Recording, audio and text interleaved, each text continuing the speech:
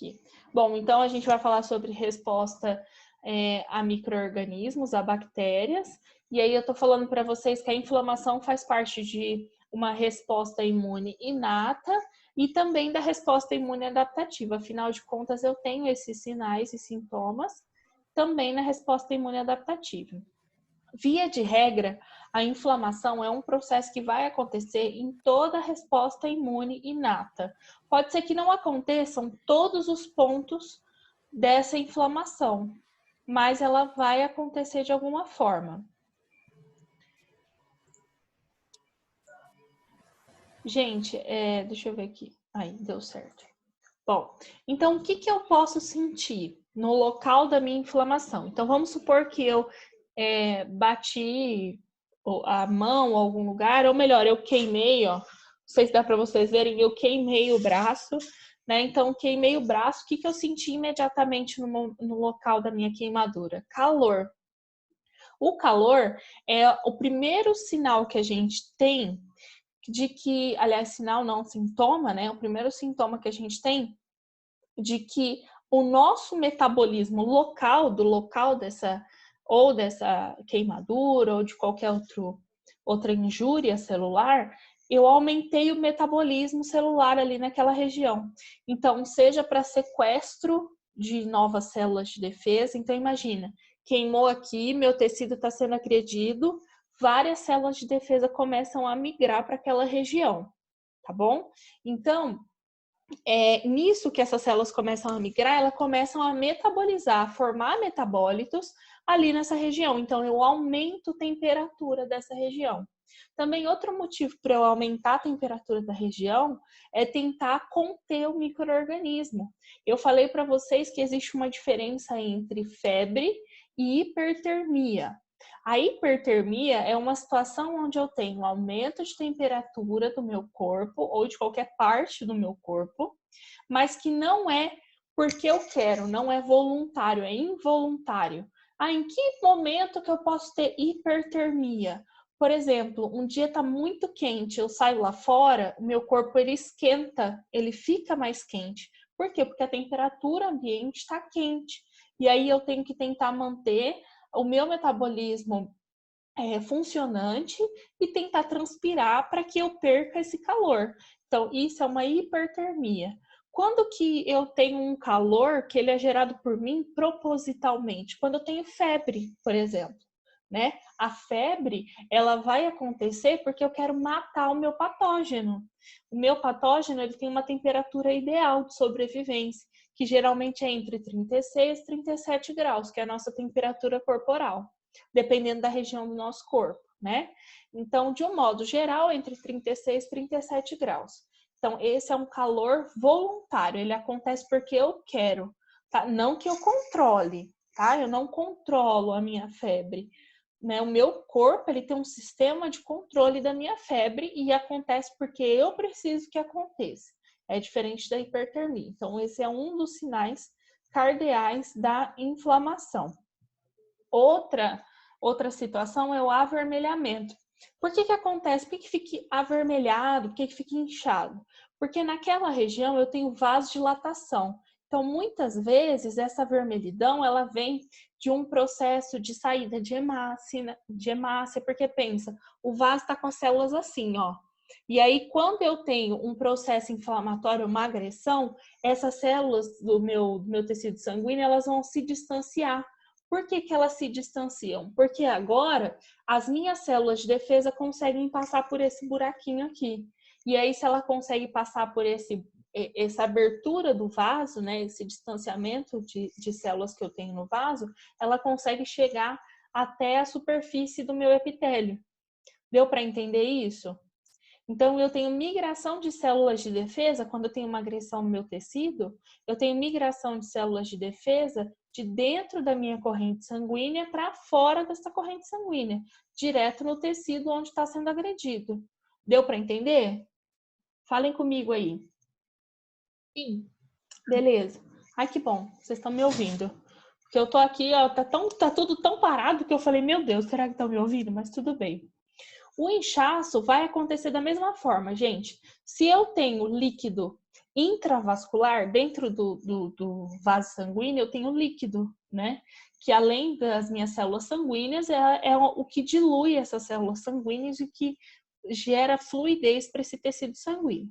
Se eu estou vasodilatando, se eu estou mantendo a célula mais aberta assim, esse líquido ele vai extravasar do meio intravascular para o meio extravascular.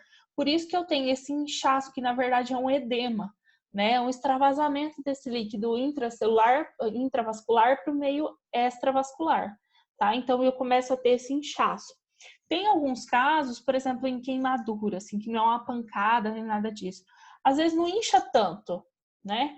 Vai depender de qual é a minha necessidade de inchaço, né? Depende qual que é a necessidade de eu hidratar aquele tecido que não está íntegro mais, tá? Então, o inchaço vai depender de qual é a origem da sua pancada, da sua agressão, algo do tipo. Dor, porque a gente tem tecido nervoso naquela região, né? Então, a gente sente dor em qualquer parte do nosso corpo, algumas mais e alguns lugares menos. E perda de função. A perda de função, gente, ela acontece quando eu não trato aquilo que está me causando injúria. E aí, vocês já viram aqueles pacientes com pé diabético? Já ouviram falar disso? Que o paciente tem diabetes, aí ele tem uma dificuldade de cicatrização porque o sangue está mais viscoso, enfim, tem vários fatores envolvidos.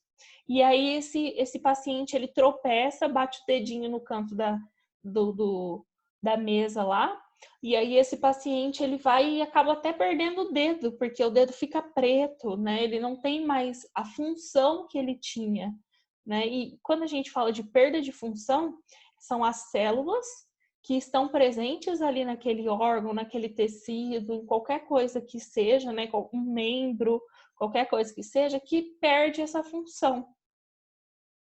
Tá? Ela não desempenha mais o papel dela celular. Então, por isso, ela entra em um processo chamado necrose, que é morte celular, tá? Não programada.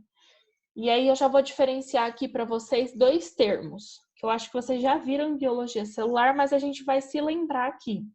Um é necrose, morte tecidual. Perdeu a função e entrou em um processo chamado necrose. O outro é apoptose. A apoptose é a morte programada da célula. Ela morre porque ela tem que morrer, porque ela tem um período de sobrevivência e aí eu tenho renovação celular. Tá? Tudo bem? Um e outro. Vou passar para frente, gente. Se não tiver bem, vai me falando aí. Bom, nesse segundo slide aqui, eu quis mostrar para vocês o que vai acontecer quando eu tenho uma agressão bacteriana. Vamos supor que eu bati lá o braço, qualquer coisa que seja. Eu bati e eu tô com dor, tô sentindo dor e sei que eu tenho uma agressão em uma região do meu braço. O que vai acontecer de um modo geral? Bom, no momento que eu tenho a pancada, eu já começo a mobilizar todo o meu sistema para gerar uma resposta imunológica. Se qualquer resposta imune gera já uma inflamação, a inflamação ela faz parte da resposta imunológica inata. Por que eu falo que ela faz parte da adaptativa também? Porque muitas vezes o processo de imunidade adaptativa está acontecendo enquanto a inflamação ainda está acontecendo. Só que a inflamação propriamente dita, ela vai ser gerada a partir da mobilização inicial de células de defesa. Então, tive um primeiro contato com o meu patógeno, eu preciso da migração de células de defesa. A primeira coisa que vai acontecer, macrófago e mastócito vão lá, estão presentes ali na corrente sanguínea, o que eles vão fazer? Vão começar a liberar citocina. Já falei para vocês que citocina são mediadores imunológicos que vão fazer com que eu tenha essa sinalização química ali no meu tecido. E aí eu tô liberando várias citocinas. Deixa eu pegar aqui para vocês, ó. Aqui, ó. Aqui ele está representando como proteínas do plasma e tudo mais, mas aqui além das proteínas que eu tenho no plasma, né, eu tenho estruturas químicas, proteicas, que são citocinas. Essas citocinas são mediadores inflamatórios. O que ela significa? Que ela vai gerar uma resposta química de mobilização de células para aquela região.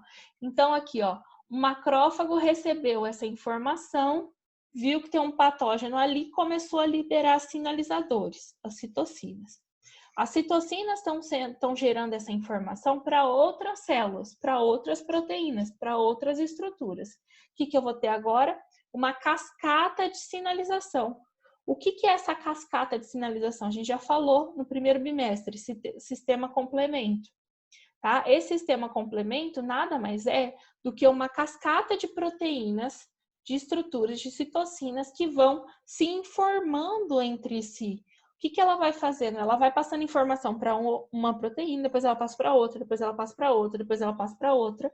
E aí, quando chegar na alvo, eu vou gerar uma resposta imunológica. Tudo bem? Então, isso é o geralzão da resposta imune inata que vai acontecer em um processo inflamatório. Depois, essas citocinas, elas vão agir no tecido, elas podem agir no tecido de forma direta, se elas tiverem capacidade de lisar o patógeno, ou elas vão gerar uma migração de outras células para aquela região que o tecido está sendo afetado. Então, pode ser que essas citocinas, elas recebam, elas chamem, né? Elas mostrem para o macrófago, para outros macrófagos, ou para o neutrófilo, ou para o eosinófilo, ou para o basófilo, qual é o caminho que ele tem que percorrer, onde que está acontecendo a injúria, entendeu? E aí eles vão fazendo o papel deles, cada um de acordo com a sua resposta. Lembrando que bactérias, a principal célula que gera uma resposta contra bactérias são os neutrófilos, tá? A gente tem vários fagócitos, células fagocíticas. Quais são elas? Os macrófagos, os eosinófilos e os neutrófilos, tá? De um modo bem geral. Os eosinófilos vão estar na linha de frente quando eu tenho algum processo alérgico ou quando eu tenho alguma estrutura, alguma partícula, alguma estrutura que causa uma alergia, tá? Os neutrófilos vão estar presentes quando eu tenho bactérias, bactérias de um modo geral e também fungos, tá? Leveduras. E os macrófagos, eles vão estar presentes em todos esses casos, porque eles fazem parte dessa resposta inicial, então em todos os casos eles estão presentes, e além disso, eles também estão relacionados à limpeza dessas células depois que acontecer todo esse processo. Então, depois que gerar uma resposta imune inata, resposta imune adaptativa, quem vai limpar isso? Geralmente macrófagos, tá? Vamos passar para o próximo. Bom, então aqui a gente vai começar a falar de resposta imune adaptativa e do padrão geral dela. Então, eu posso ter uma resposta imune adaptativa que eu chamo de TH1 ou uma resposta imune adaptativa que eu chamo de TH2. Aí vocês podem falar, professora, mas o que é isso? Não tem sentido nenhum. Vou contar para vocês que tem. O que vai acontecer aqui? Aqui eu tenho antígenos, ó. Vocês conseguem ver meu mouse? Eu acho que eu já perguntei isso na outra aula e a resposta foi sim. Eu acho que é sim. Já sim. Sim. Beleza. Yes, ótimo. Então, ó, aqui eu tenho alguns patógenos. Esses patógenos, eles são reconhecidos por uma célula inicial. Essa célula, eu vou me ligar aqui nela, ó. Então, peraí. Vamos fazer um desenho aqui bem bonitinho. Vocês sabem que eu adoro fazer um desenho. Tô super triste que eu não tenho minha lousa. Então, ó, esse patógeno ele chegou aqui. Nossa, coordenação zero. Então, esse patógeno está aqui nessa célula, que seria uma célula apresentadora de antígeno. Essa célula ela vai apresentar o antígeno para quem? Ela vai apresentar o antígeno para o linfócito T, que é essa célula T. Tá escrito TH0 aqui, porque essa célula T, ela não tem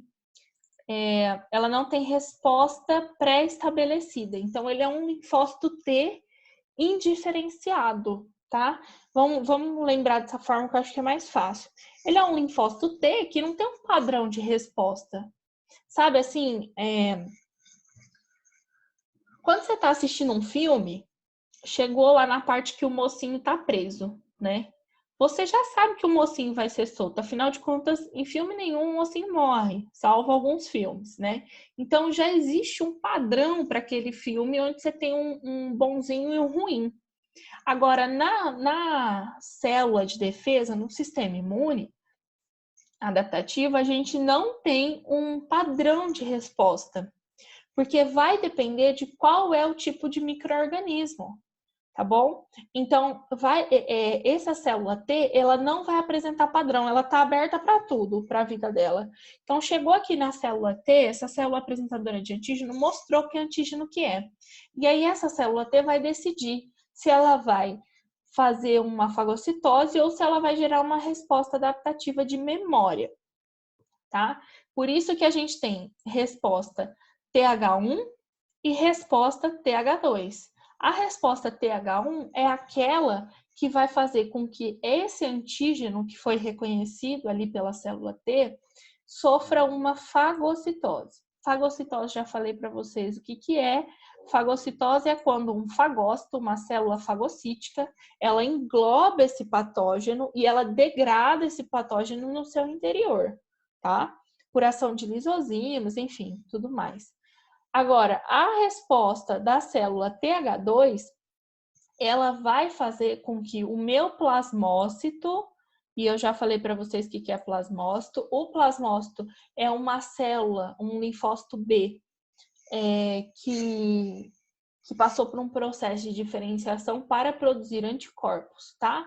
Então, ela vai fazer com que esse plasmócito produza anticorpos que são específicos contra esse antígeno inicial aqui. Tá bom?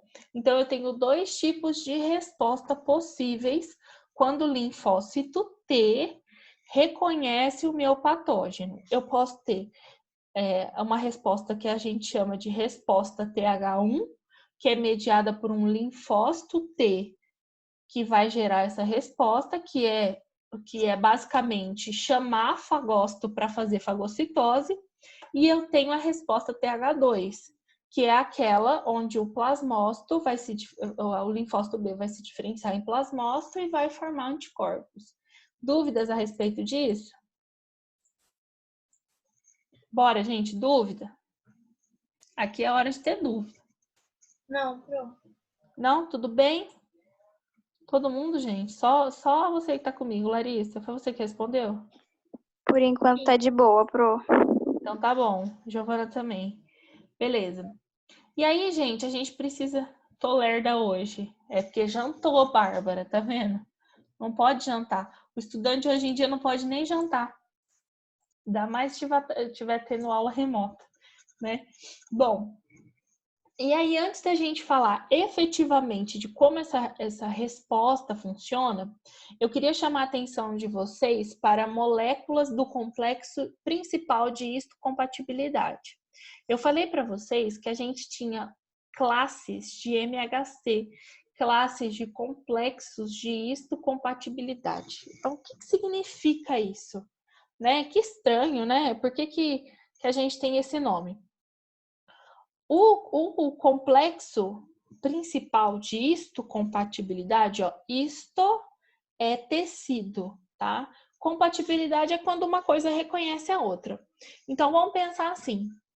As nossas células T, elas são capazes de reconhecer complexos de histocompatibilidade que são apresentados pelos meus antígenos ou pelas minhas próprias células, tá?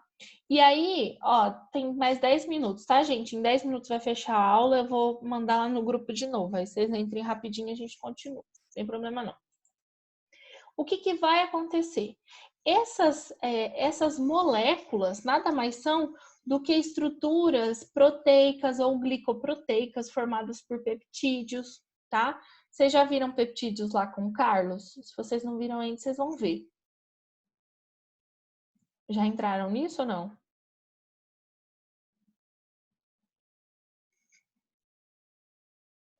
Ninguém tá nem aqui comigo, mas tudo bem, não tem problema. Beleza. Bom, essas moléculas, elas são peptídeos. Esses peptídeos, eles são capazes de formar essa alça aqui, ó, que a gente chama de fenda de ligação de peptídeos. essa fenda aqui, nessa proteína e tudo mais, ela fica para fora da minha célula. Então, ela fica para fora do tecido, ela fica exposta. É o famoso receptor que eu generalizo para vocês e falo que é um receptor aí. Na verdade, ela não recebe nada, né? Ela só recebe essa informação. Então, ela fica exposta aqui para o lado de fora da célula. E aí, quando eu tenho uma estrutura, por exemplo, aqui a célula T, e a célula T está mostrando uma estrutura aqui, ela está colocando um peptídeo aqui nesse MHC. Então, eu coloco esse peptídeo aqui, e aí essa célula vai gerar uma resposta contra aquilo. Deu para entender? Eu ativo essa molécula que está presente ali naquela célula. E aí eu vou gerar uma resposta a partir disso. Tudo bem? Molécula do complexo principal de histocompatibilidade?